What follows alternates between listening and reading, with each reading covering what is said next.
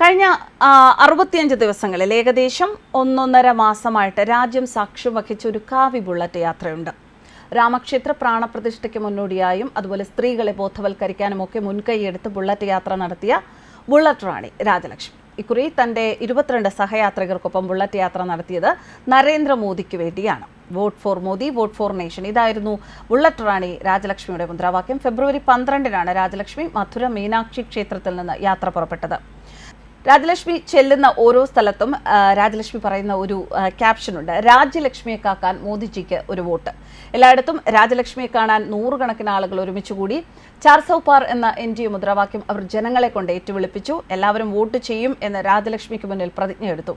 ഇതാദ്യമല്ല പ്രധാനമന്ത്രി നരേന്ദ്രമോദിക്ക് വേണ്ടി രാജലക്ഷ്മി ഇങ്ങനെ ബുള്ളറ്റ് യാത്ര നടത്തുന്നത്. എന്തായാലും ഇക്കുറി 65 ദിവസത്തോളമാണ് ഈ ബുള്ളറ്റ് യാത്ര നീണ്ടുനിന്നത്. 22 പേരാണ് രാജലക്ഷ്മിയുടെ ഒപ്പമുണ്ടായിരുന്നത്.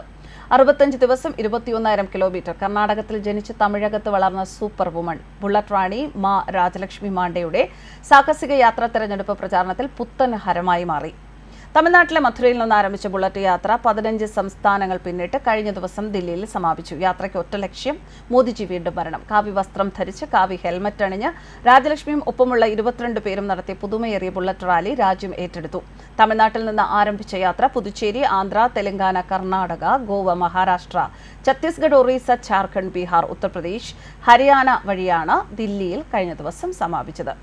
രാജലക്ഷ്മിയെക്കുറിച്ച് പറയുകയാണെങ്കിൽ രാജലക്ഷ്മി ഒരു അധ്യാപികയാണ്. നയവും നിലപാടുമൊക്കെ ഉറക്കെ പറഞ്ഞാണ് രാജലക്ഷ്മിയുടെ യാത്ര. ഗ്രാമങ്ങളിൽ ഒരുമിച്ച് ചേരുന്നവർക്ക് ഒരു ക്ലാസ് തന്നെ രാജലക്ഷ്മി എടുത്തു. നമ്മുടെ ഭാരതത്തെ അമേരിക്കയും റഷ്യയും പോലുള്ള രാജ്യങ്ങൾ ആദരിക്കുന്നതിന് കാരണം മോദിജിയാണ്. നമ്മൾ അവർക്ക് കോവിഡ് വാക്സിൻ നൽകി സഹായിച്ചു, യുദ്ധം ഒഴിവാക്കാൻ മാർഗനിർദ്ദേശം നൽകി, അവർക്ക് ആരോഗ്യവും സമാധാന ജീവിതവും ഉറപ്പാക്കാൻ യോഗ പഠിപ്പിച്ചു. ലോകം ഒരു കുടുംബമാണെന്ന് എല്ലാ രാജ്യത്തെ ജനങ്ങളും ഇന്ന് പറയുന്നത് മോദിയുടെ വാക്കുകളോടുള്ള ബഹുമാനം കൊണ്ടാണ്. ഇങ്ങനെയൊക്കെയാണ് രാജലക്ഷ്മി മാണ്ഡ വിദ്യാർത്ഥികളോടെന്ന പോലെ അവർക്കൊക്കെ പറഞ്ഞു കൊടുത്തത്.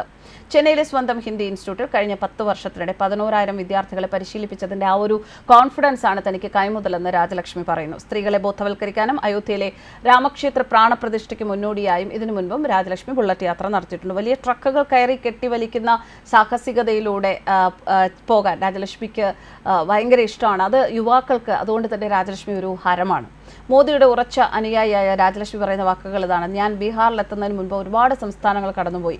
ഭഗൽപൂരാണ് എൻ്റെ ആദ്യ സന്ദർശനം. സാരിയിലെ തൻ്റെ ബുള്ളറ്റ് റൈഡിനെ പരാമർശിച്ച് അവർ പറഞ്ഞു, സ്ത്രീകൾക്ക് അവരുടെ പരമ്പരാഗത വസ്ത്രത്തിൽ എന്തും ചെയ്യാൻ കഴിയുമെന്ന് തെളിയിക്കാൻ ഞാൻ ആഗ്രഹിക്കുന്നു. അതിനാലാണ് ഞാൻ സാരി ധരിച്ച് എൻ്റെ ബുള്ളറ്റ് സവാരി ആരംഭിച്ചത്. തൻ്റെ 61 ദിവസത്തെ യാത്രയിൽ പ്രധാനമന്ത്രി മോദിയുടെ നയങ്ങളുടെ നല്ല സ്വാധീനം നേരിട്ട് കണ്ടുകൊണ്ട് രാജലക്ഷ്മി വിവിധ സംസ്ഥാനങ്ങളിലൂടെ സഞ്ചരിച്ചു.